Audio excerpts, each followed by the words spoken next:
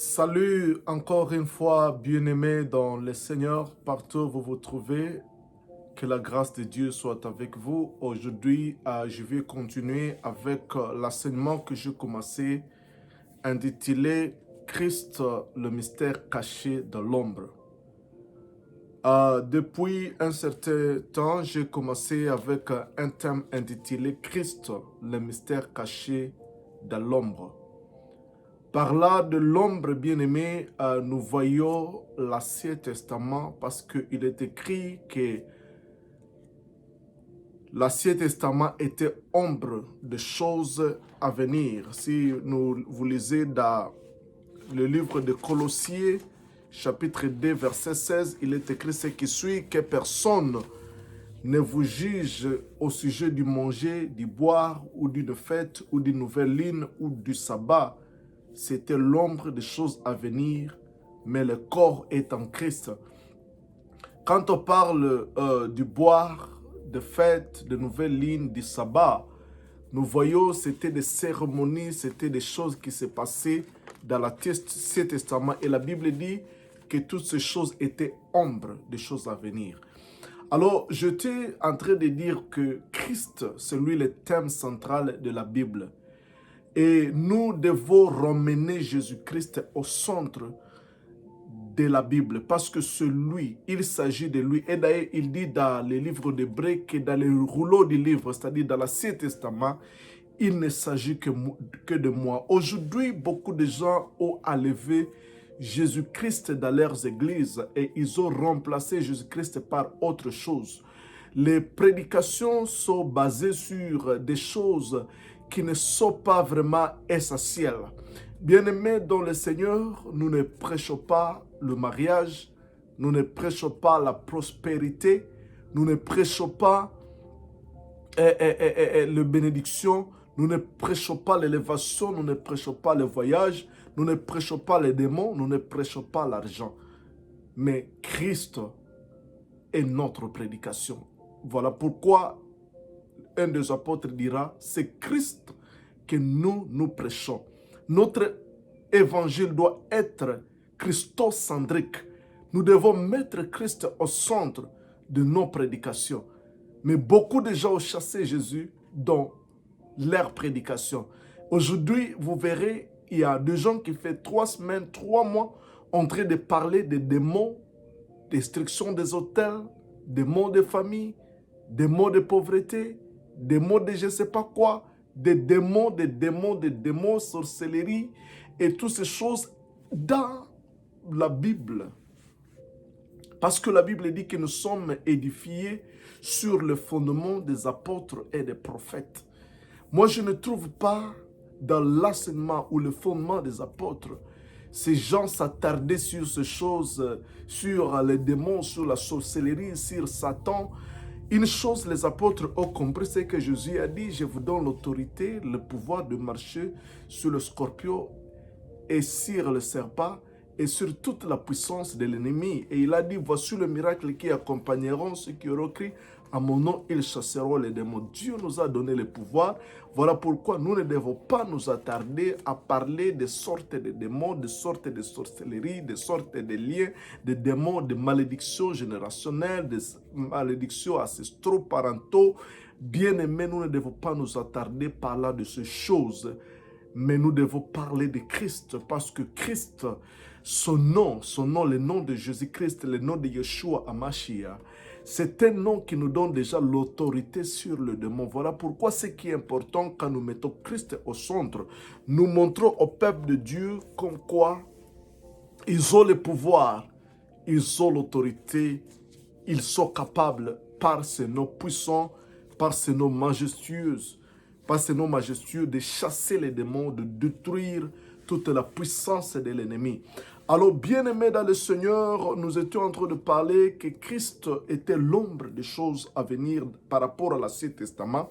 Tout l'Ancien Testament ne parlait de Christ. Voilà pourquoi même Jésus, sur le chemin d'Emmaüs, il dira à ses apôtres, à ses disciples, qu'il s'agissait, qu'il fallait que ce qui était écrit de moi, dans la loi de Moïse, dans les prophètes et dans les psaumes puisse s'accomplir. C'est-à-dire, dans la loi de Moïse, dans les psaumes, dans les prophètes, il s'agissait de Jésus-Christ. Et nous avions commencé à parler dans notre deuxième chapitre, dans notre chapitre de définition, notre premier chapitre, nous avons parlé comme quoi l'Ancien Testament, c'était l'ombre. Parlant de l'ombre, il s'agit de l'Ancien Testament.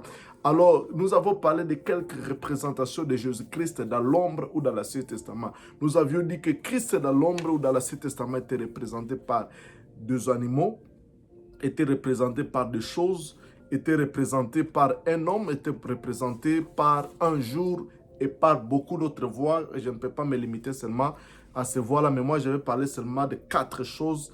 Il était représenté par les animaux, par des choses, par un homme ou les hommes et par les jours. Alors, bien-aimés dans le Seigneur, parlant des animaux, nous avons dit que même l'animal qui s'est présenté, que Dieu a présenté dans le Nouveau Testament, dans la Genèse chapitre 4, représentait Jésus. Chapitre 3, représentait Jésus. Cet animal, après la chute d'Adam, Dieu a sacrifié un animal pour que Adam qui était déjà séparé de lui, pour que Adam qui s'était déjà éloigné de lui, puisse de nouveau s'approcher de lui. Et là, nous avions trouvé que cet agneau-là, cet animal qui a été immolé, qui a fait que Adam puisse s'approcher de Dieu, c'était l'ombre de Jésus-Christ qui est cet animal qui sera sacrifié, cet agneau qui sera sacrifié pour nous réconcilier avec Dieu, pour remettre donc la relation entre Dieu et l'homme. Et nous avons dit que cet animal qui a été sacrifié dans le jardin d'Éden, c'était un animal innocent. Cet animal n'avait pas péché, mais à cause du péché d'Adam, cet animal a été immolé. Cet animal a été tué. Il a versé son sang et Dieu a pris sa peau et l'a couvert de l'homme pour que l'homme soit capable de s'approcher de Dieu de nouveau. Et nous avions trouvé que cette peau-là, c'est même la justice que Dieu nous a couverte et par laquelle nous pouvons nous approcher de Dieu. Alors aujourd'hui, nous voulons évoluer et nous voulons parler maintenant parmi les quelques représentations de Jésus-Christ dans l'Ancien Testament. Nous voyons aussi un homme. Un homme peut représenter, ou il y a beaucoup d'hommes qui ont représenté Jésus-Christ dans l'Ancien Testament ou dans l'ombre. Nous trouvons à l'instar, premièrement, je vais parler, il y a beaucoup, si nous voulons parler, il y a beaucoup d'illustrations de Jésus-Christ. Même Adam lui-même, il représentait Dieu. Et non, il représentait Jésus. Il était l'image de Jésus. Adam avait pour père Dieu. Jésus a comme père Dieu. Adam n'avait pas péché, comme la Bible dit dans Timothée, que Adam n'avait pas péché, c'est la femme qui a péché. Mais à cause de l'amour que Adam avait pour sa femme, il a accepté aussi de pécher. Alors ici, nous trouvons que Adam a trouvé qu'il puisse mourir à cause de sa femme. Son amour pour la femme a fait que lui aussi puisse dire, ok, j'accepte la mort à cause de toi. Parce que la Bible dit, quand tu mangeras de ceci, tu mourras. Quand la femme avait déjà mangé, et Adam lui aussi a accepté la mort à cause de l'amour qu'il avait pour sa femme. Et là, nous voyons, bien-aimés dans le Seigneur, ce que Christ a fait. Il nous a trouvés déjà pécheurs et il a accepté d'être péché. La Bible dit dans 2 Corinthiens chapitre 5, verset 21, la Bible dit que lui qui n'avait pas péché, il a été fait péché pour nous, afin que nous soyons justice de Dieu. Il a été fait péché. Jésus n'était pas devenu pécheur comme Adam, mais il s'est fait pécher. Et quand il s'est fait pécher, état péché, il devait passer par la mort. Il s'est chargé de nos fautes, il s'est chargé de nos iniquités, et quand il s'est chargé de nos iniquités, il devait mourir. Bien aimé, là nous voyons Adam qui est mort à cause de sa femme. C'est sa femme qui a péché, mais Adam lui aussi a accepté de mourir pour l'amour de sa femme. Jésus lui aussi a accepté de mourir à cause de l'amour qu'il avait pour nous. Là, nous voyons l'image de Jésus-Christ. Nous voyons aussi Noé. Noé était l'image de Jésus. Noé qui veut dire repos. Noé, il est celui, quand son père l'avait engendré, il avait dit, celui-ci est celui qui nous fera entrer dans les repos. Et nous voyons, bien-aimés dans le Seigneur, que Jésus-Christ dira un jour aux gens, et venez vous tous qui êtes fatigués et je vous donnerai du repos. Jésus, c'est le repos, c'est lui qui donne le repos. C'est-à-dire, nous voyons dans cette illustration que Noé, il était celui qui devait donner le repos à sa famille après un long temps de travail. Et si vous rentrez dans l'histoire de la Bible, le père de Noé avait l'âge de 777 ans quand il naquit Noé. Quand il a engendré Noé, il avait l'âge de 797 ou 777 ans. Et le chiffre 7, c'est le chiffre du repos, c'est le chiffre de la perfection, c'est le chiffre du sabbat. C'est-à-dire, en donnant naissance à 777, à l'âge de 777 ans, nous voyons comme quoi Noé, c'était le repos. Il est né dans le chiffre 7, c'est-à-dire c'est lui qui amène le sabbat. Et Jésus-Christ, c'est réellement, véritablement pour nous, le vrai sabbat, celui qui nous donne le repos. Alors, si nous allons dans beaucoup d'illustrations, je vais passer directement à Joseph. Vous trouverez que aussi Joseph était l'image de notre Seigneur Jésus-Christ. Parce que si tu vois dans la famille de Joseph, Joseph était le plus aimé dans sa famille. Il était aimé plus que tout le monde dans la famille. Et l'affection du Père était sur Joseph. Et Joseph était ombre de Jésus-Christ.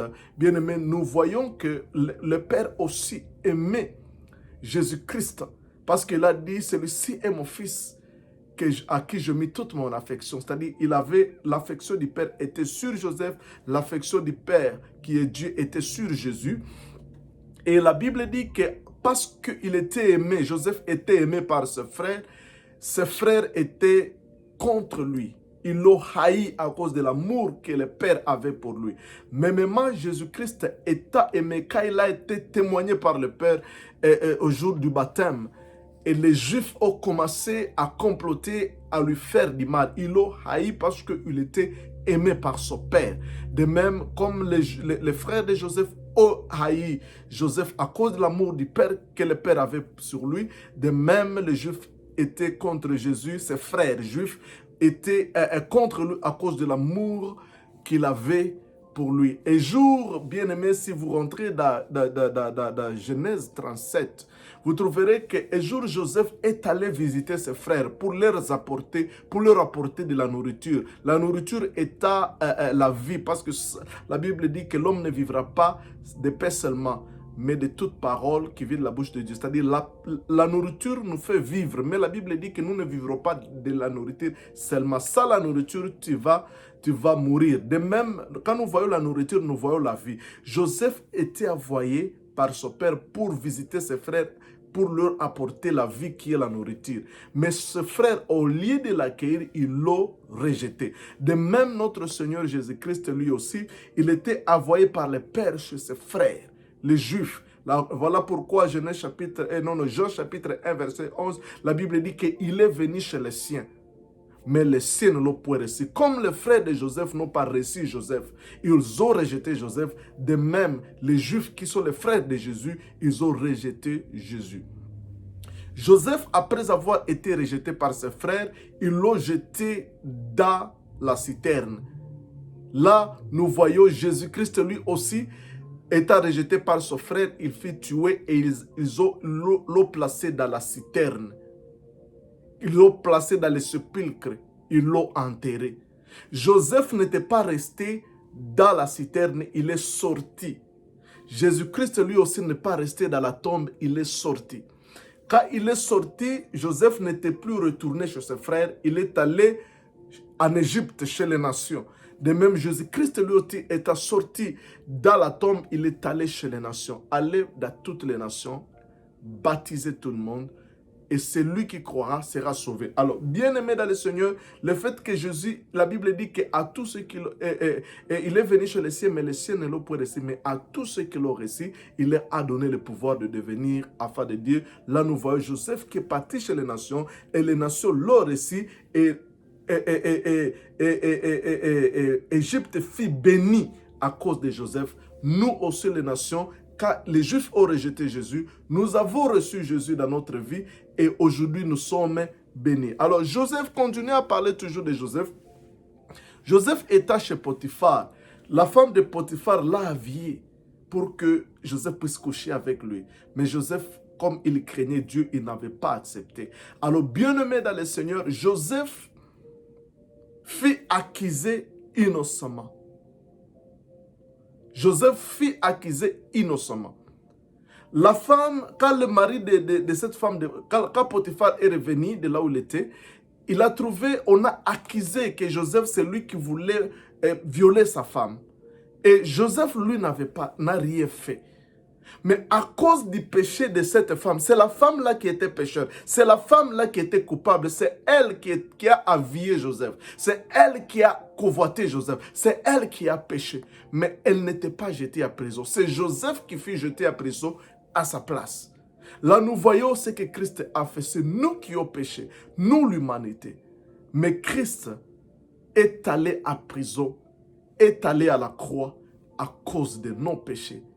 Nous avons été innocentés et il a pris notre opprobre. Il a pris notre condamnation. Et quand Joseph est entré dans la prison, qui est l'image de la croix de Jésus, Joseph s'est retrouvé au milieu de deux personnes. Il y avait deux sentinelles là-bas et Joseph prophétisera sur un et sur l'autre. Il lui dira, allez, il dira que toi, tu vas retourner dans la maison du roi, tu vas retourner dans les royaumes et tu vas commencer à travailler encore auprès de Pharaon et toi, tu vas mourir.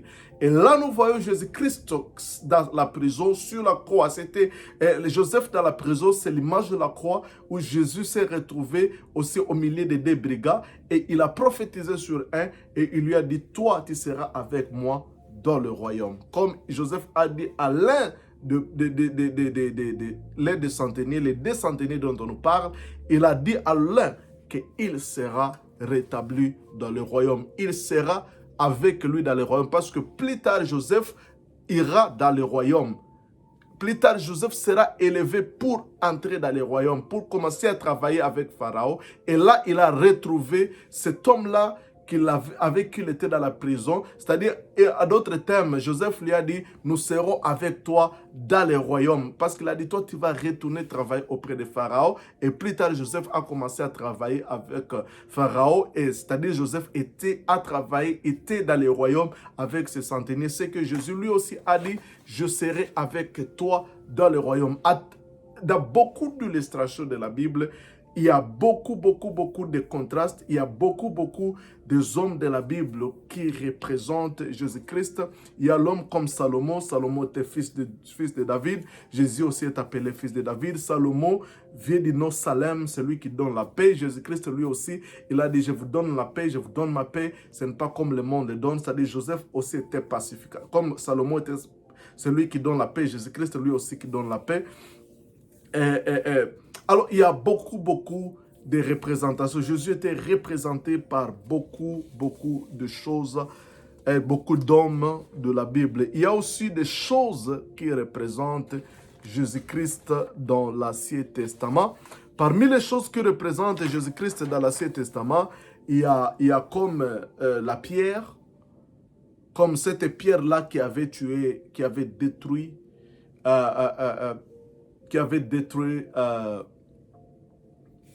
Goliath. C'était l'image de Jésus-Christ, qui est la pierre angulaire.